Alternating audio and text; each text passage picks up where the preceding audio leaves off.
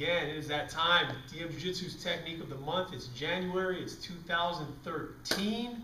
We're about to show you guys a pretty amazing technique. It's old, but it's good. It's an oldie but goodie, as they say. My name is Demetrius Mavraganis. This is David Cardenas.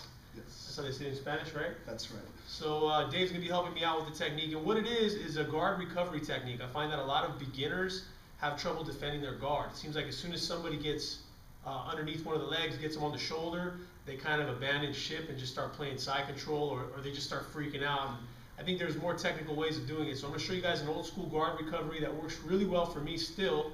And then after that, maybe I'll show you guys a couple of tricks to catch somebody when you get good at the recovery and you can consistently get back to your guard.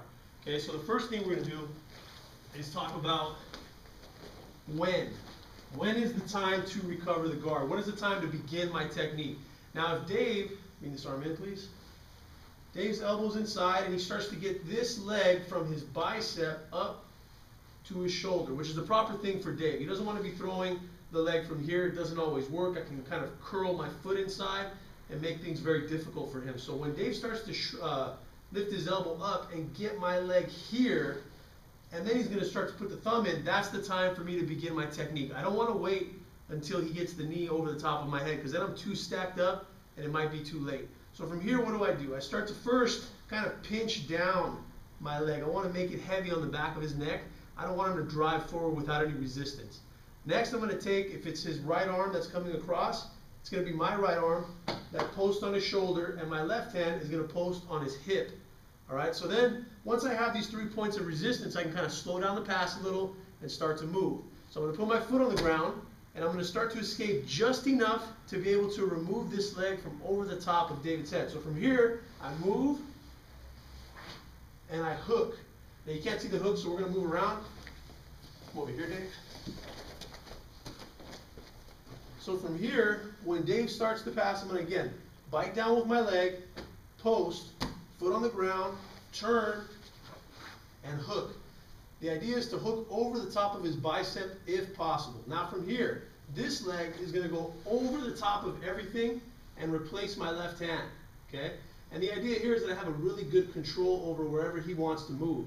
If I didn't have this here, Dave could run around to the side and start to pass my guard to that side. But if I do have it, place your arm back in, it's really difficult for him to start moving around the corner without taking me with him. All right? So back to the original angle here.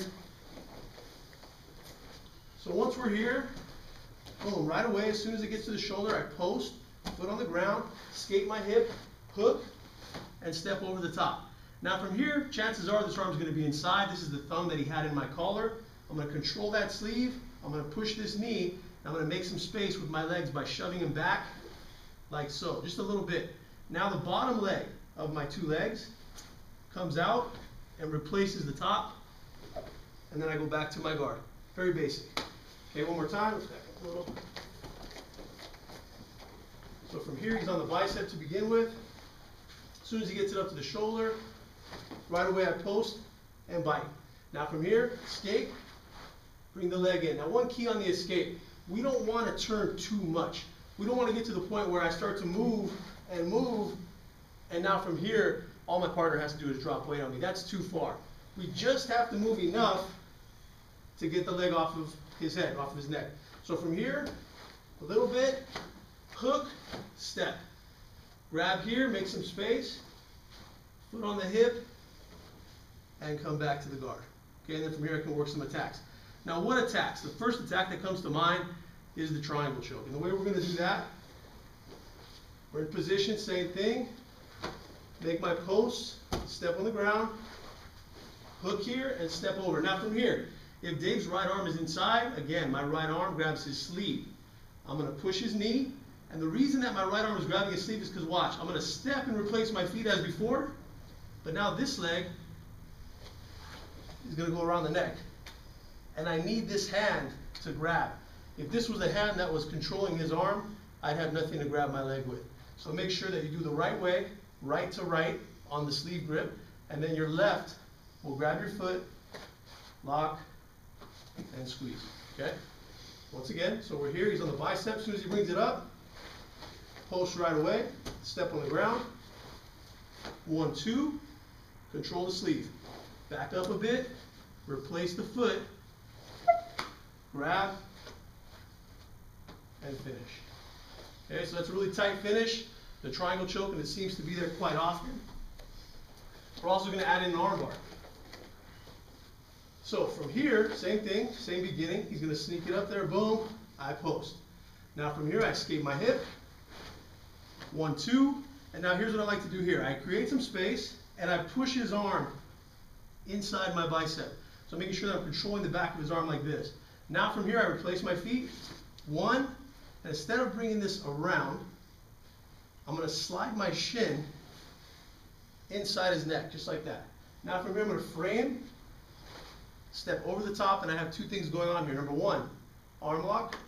Number 2, choke. So by squeezing my legs, it cuts off the carotid arteries and creates a choke. And again, we have 2 things. So if that doesn't work, you still have the arm lock. One more time, back up a little. So from here, starts to get it up there, boom, push. Push this in, create some room. Bring my hook right behind his neck. This makes it hard for him to run around the corner. If my leg is barely up here, he can get around the corner. So make sure that it's in enough to where there's still an obstacle, there's still a block. Now from here I frame over the top. If I want the choke, I hold the arm and I squeeze. 1, if I want the arm bar, lift the hips. Okay, so in my opinion, the first one is definitely the most important. It's important to be able to get back to your guard and tire out the person in it. But those next 2 are pretty good too. Hopefully you guys have some success with that. Thank you for watching our video. Check out dmbjj.com, and we'll see you guys next time.